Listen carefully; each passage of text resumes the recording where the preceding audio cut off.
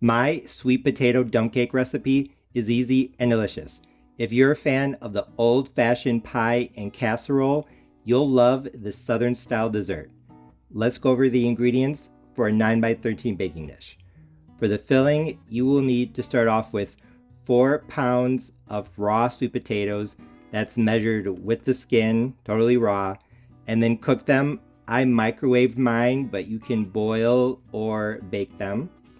Then you'll also need half a cup of light brown sugar, as I measure 120 grams, 1 cup minus 2 tablespoons of orange juice, and 2 tablespoons of lemon juice, so that's a total of 1 cup of juice. And for the spices, you'll need 1 teaspoon of cinnamon, half a teaspoon of ginger, a 1/4 teaspoon of nutmeg, and 1/8 of a teaspoon of cloves, 1/8 of a teaspoon of salt to balance out all the flavors. And then I also recommend a tablespoon of zest. I'm doing 2 teaspoons of orange zest and 1 teaspoon of lemon zest, but you can use whatever you want. And for the topping, you will need 1 15.25 ounce box of white cake mix and 2 sticks of butter. I'm using unsalted, but you can definitely use salted. I've already done the first part of the recipe, that's cooking the sweet potatoes. So like I said, I started off with 4 pounds, then I washed them and I pricked each one with a fork about 2 times. Then I wrapped them in plastic wrap and I microwaved them in 2 batches, so 2 pounds at a time, on high for 10 minutes. Now they're nice and soft. They've been cooling for a while, so I can handle them very easily. If you want to, you could just take them out of the plastic and scoop out the sweet potato and just pour it into your dish that's already buttered. But I am actually going to put everything in a separate container so I can measure how much sweet potato flesh I have. But before I do that, I'm going to put my butter back into the refrigerator to keep it cold. You'll see why later. I just finished peeling my sweet potatoes, and here I have 1,400 grams of sweet potato flesh, which is about 4.5 cups. So a pretty good amount. I covered it with plastic because if it's exposed to air, it will turn brown. So if you have to step away for a moment, you definitely want to cover it. Now I'm just going to, as the name of the dessert suggests, dump my sweet potato into this dish. See a few pieces of skin, but that's okay. Now I'm just going to start mashing. Like I said, I cooked them pretty well, so they're pretty easy to mash. And honestly, I don't think you need a super smooth puree. You just want to try to distribute the sweet potato as evenly as you can. And as you add the other ingredients, it's actually going to be easier to mash. So the first thing I'm going to add is going to be the juice, because that's going to help prevent browning. So here I have my lemon juice, 2 tablespoons, and then my almost 1 cup of orange juice. You could use all orange juice if you wanted. Orange juice will help prevent browning as well, but I had a lemon to use up, so that's why I'm using some lemon juice and lemon zest along with the orange. You can see this is freshly squeezed. That's because I started with whole oranges. That's where I got the zest, but if you want to buy orange juice, you can definitely do that. Now I'm just going to mix lightly to combine. I still have other ingredients to add, but like I said, I just want to make sure that juice is mixed in and touching all of the sweet potato so that it doesn't turn brown. I know at first it probably looked like that was too much liquid, but if you keep mixing, it will be fine. Like I said, 1 cup. I use citrus juice, but you could definitely use pineapple. I think that would be great as well.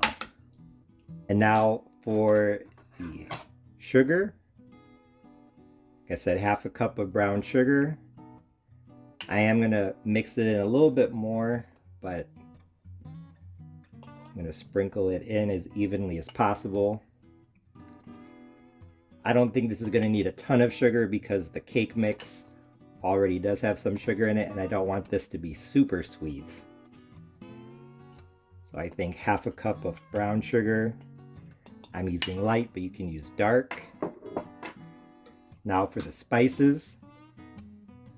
Like I said, 1 teaspoon of cinnamon, 1/2 teaspoon of ginger, and 1/4 teaspoon of nutmeg, and 1/8 teaspoon of cloves.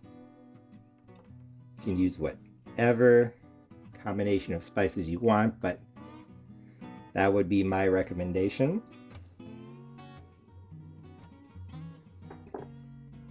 Like I said at the beginning of the video, I'm also going to add 1/8 teaspoon of salt. This might be kind of surprising, but it's just to balance all the flavors, so I recommend it.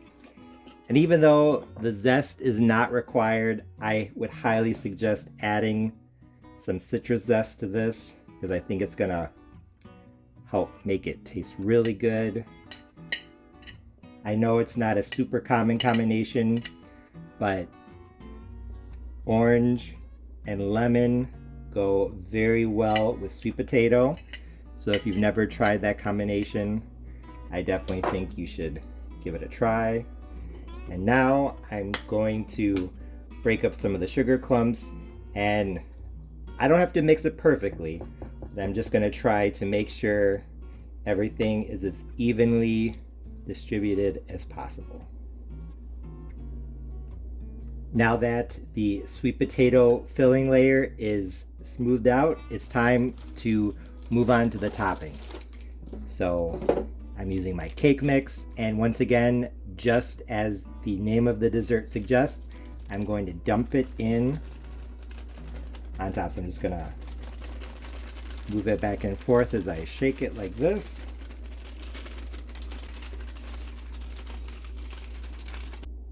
And now I'm going to take my fork, and without stirring, I'm just going to drag it across the top in order to, number 1, break up any lumps, and number 2, to smooth out the cake mix layer so that it's as evenly distributed as possible. You don't have to be perfect. Dump cakes are supposed to be easy and forgiving recipes, as is this one, but just try to get it as evenly distributed as possible. And like I said, you do not want to mix. We're not making a normal cake, we're making a dump cake that has layers. It's like a cobbler. So the bottom will be sweet potato, and then we'll have a crumble topping up here. Now it's time for the butter. This is probably the most tedious and time-consuming part of the recipe, but one of the most important. So here I have my 2 sticks of butter, a sharp knife, and I'm literally just going to cut the butter into small pads and lay those pads on top of the cake mix. I would say per tablespoon I'm getting 4 to 5 of these pads of butter. I'm placing them pretty close together, maybe a millimeter or 2 apart, but not quite touching.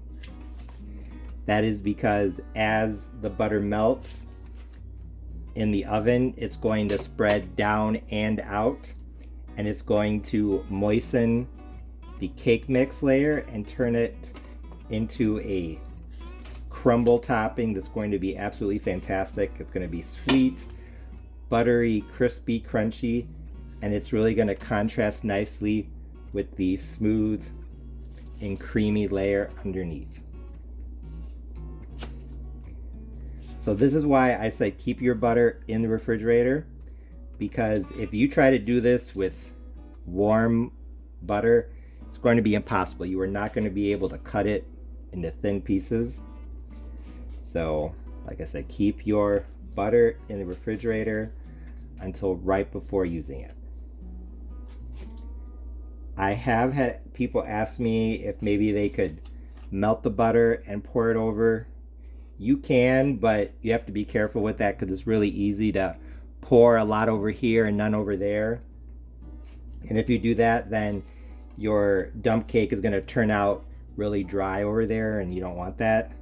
So even though, like I said, it is tedious and time consuming, this is a very important part of the recipe if you want something that's not just good, but great.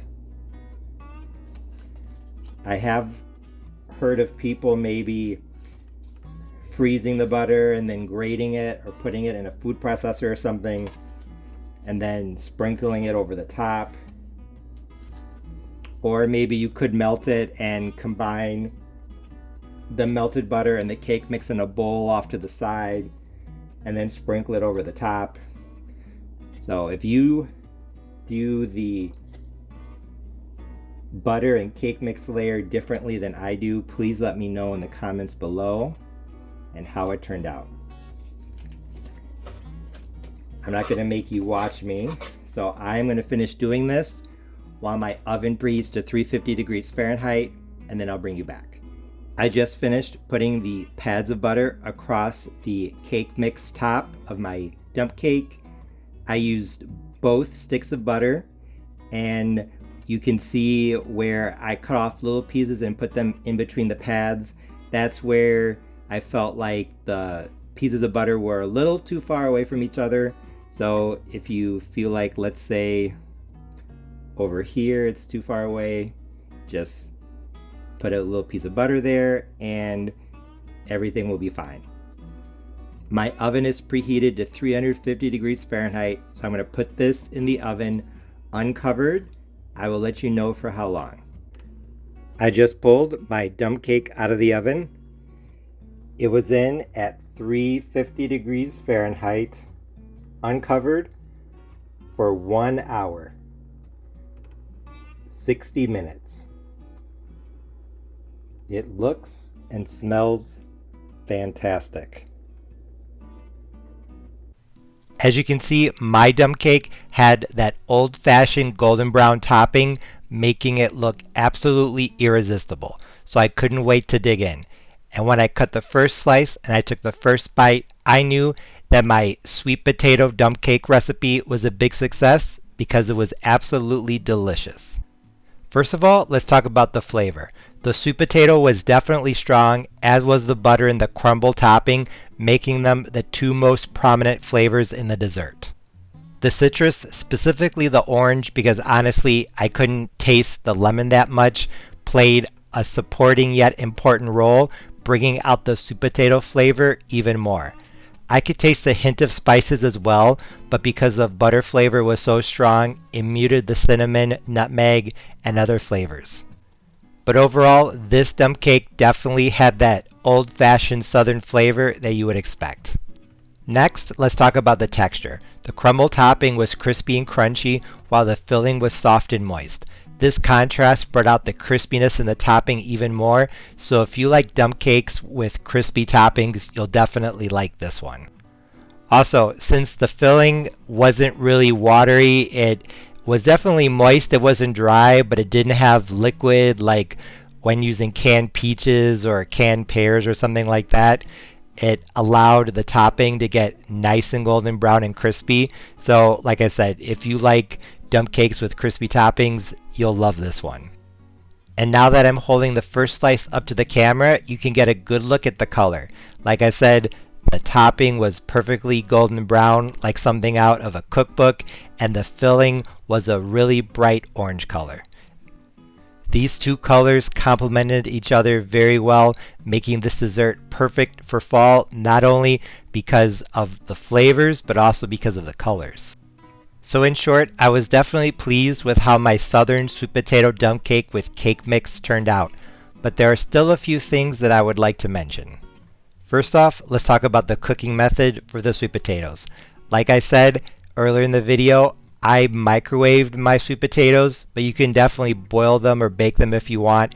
And honestly, I think that baking them would probably bring out the flavor even more. But if you cook them in a different method, you might have to adjust the liquid. I think if you boil them, there's probably going to be some water that just ends up with the sweet potatoes anyway, and baking them might dry them out, so you might need to add a little bit more juice. And speaking of the juice, I think that part of the recipe is actually kind of flexible. I use a little bit of lemon juice because I needed to use up a lemon I had, but you could definitely use a full cup of orange juice or a cup of pineapple juice, or if you don't want fruitiness in the background, you could even use a cup of milk or evaporated milk. Another thing I wanted to mention that honestly kind of surprised me was that although this dump cake is definitely great on its own, I thought it was even better when served with something else, especially vanilla ice cream.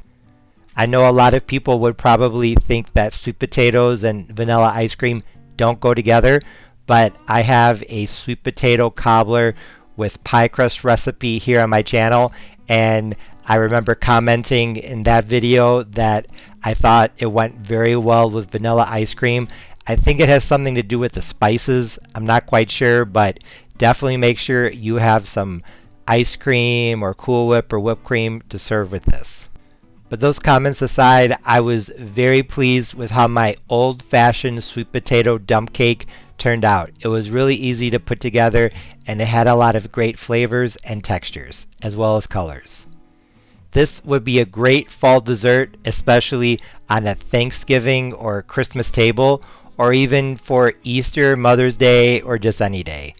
If you make this recipe, I know you'll like it. As always, thanks for watching. See you next time.